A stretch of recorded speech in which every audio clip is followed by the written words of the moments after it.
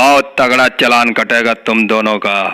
Licence जो है वो भी मुझे कुछ अच्छा नहीं दिख रहा है, और देख रहा हूँ और भी कागज तो मुझे कुछ गड़बड़ दिख रहे हैं। ए दरोगा जी, ए दरोगा जी, ए दरोगा जी, तनी ध्यान से देखी, हमनी के सब लाइसेंस सही बा। हम निरहु भैया बिना लाइसेंस के कहबो कहीं ना घूमे नहीं जा, आ जहाँ मन करला तहाँ घूमे नहीं जा, और एने ओने हर जगह घूमे नहीं जा। तनी ध्यान से देखी, हथवा में लेला बानी, खाली एक जगह अड़ाइला बानी, तनी हिला हिला के देखी ए दरोगा जी।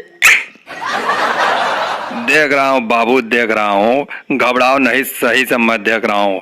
आज तो लगता है तुम लोग का चालान बहुत भारी कटेगा। दरोगा जी तनी ध्यान से देखी, अब बहुत ध्यान से देखी, काहे कि रउरा लगे जो हम कागज दिले ही एक नंबर के कागज है, में कोनो शिकायत नहीं के। आ तनी बढ़िया से देखी, और काहे कि रउरा हमरा के चिन्हत नहीं की, काहे अबे कुछ दिन पहले हम का बताई, हम अपन परिचय देवे में थोड़ा शर्म लागता, लेकिन रउरा के पता होगी कि चाहे कि रउरा के दैले ही हमरे नाम निरहुआ, आ निरहुआ के पूरा दुनिया जानेला। रउरा ना जनी तो का जनी, दुल्हन रहे बीमार आ निरहुआ सटल रहे दरोगा जी।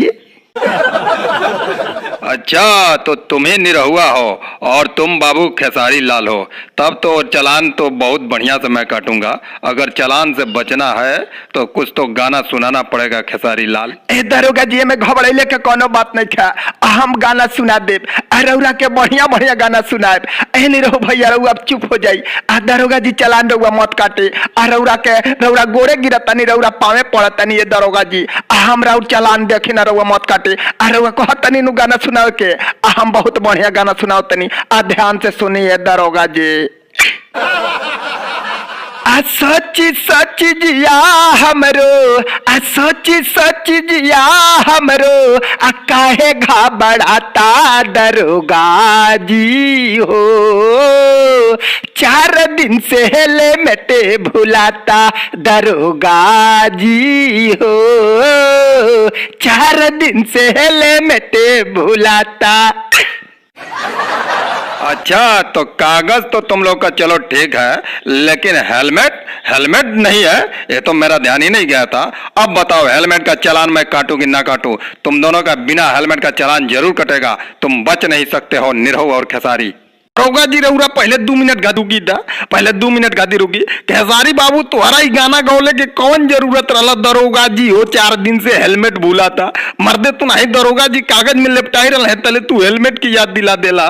मर्दे तू गजब आदमी हवा, एकदम धरवाए पे लाग गई हवा तू मर्दे दुनाई। ए निरहु भैया, ए निरहु भैया, ऐसा कोनो बात नहीं था, हम उ ना समझ के गईनी, हम तो दरोगा जी के खुश करे खातिर गईनी ह कि दरोगा जी बुझस कि हमनी के बहुत ईमानदार बानी जा। लेकिन दरोगा जी तो बड़ा उरे ऐसा आदमी बाड़े के हमने के लागत कि धारा जल जाये। ए निरहु भैया। खेसारी बाबू 2 मिनट गादी तू चुप रहा। अब दरोगा जी से हमरा के बतिया दा।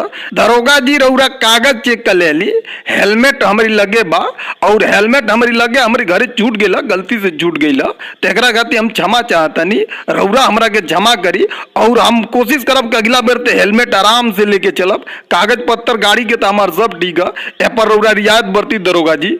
बाबू लोग, अभी तुम लोग का कागज कंप्लीट नहीं है, अभी तुम्हारा प्रदूषण वाला कागज किधर है? प्रदूषण वाला कागज दिखाओ मुझे, उसके बाद में मैं हेलमेट पे बात करूंगा। ए दरोगा जी रउरा कैसन कैसन कागज मांगतानी? अबे इंश्योरेंस के कहनी ह देखनी ह जा, ड्राइवरी लाइसेंस देखनी ह जा, गाड़ी के कागज देखनी ह जा, ई प्रदूषण वाला तो पहला बार सुनतानी है दरोगा जी। रउरा हमन के छोड़ दे, रउरा जवन कहब तवन गाना सुनाए। ए दरोगा जी एगो हमार गाना बड़ा सुपर हिट भई रहा है, वो गाना रउरा सुन ले, हमन के प्रदूषण ना कल जाई, और अगला बेर से प्रदूषण हेलमेट सब लेके घूमल जाई। एगो हमार है गाना सुन ले, बड़ा बढ़िया दरोगा जी। कौन सा गाना है जो तुम्हारा बहुत बढ़िया है, जरा हमको सुनाओ तो। ध्यान लगा के सुनम दरोगा जी कि सैया लइका लेखा सूत जाला कोरा में, दिया के अजोरा में ना, कि सैया लइका लेखा सूत जाला कोरा में, दिया के अजोरा में ना। ए दरोगा जी तुम कोई भी गाना गाओगे चालान तुम्हारा जरूर कटेगा, बच नहीं सकते हो आज तुम लोग। दरोगा जी रौरा चालान काटे के बाद काटी, कागज तो भले हमरे लगे बड़ा हेलमेट नहीं के, लेकिन और प्रदूषण वाला कागज नहीं के, तो काटी रौरा कोनो दिक्कत ना हो, हम कोर्ट से एके समझ ले।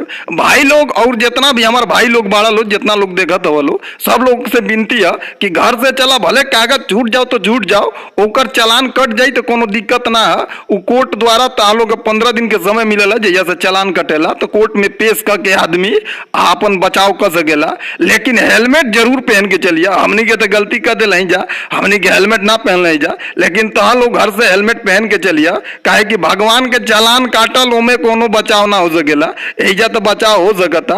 तो ये ध्यान भी रखिया कि 15 दिन के कोर्ट समय भी देला, 15 दिन के अंदर हमनी के अपन कागज जौन भी गाड़ी के बाद पेश कर सकत नहीं जा। और भारी भरकम कितनो भी भारी चालान हो के 40,000, 50,000, 1 लाख कोनो भी चालान हो के ओकरा से बच सकेला आदमी। तब भैया लोग अपन हेलमेट के साथे ही गाड़ी से निकले की कोशिश करा। जय हिंद, जय भारत।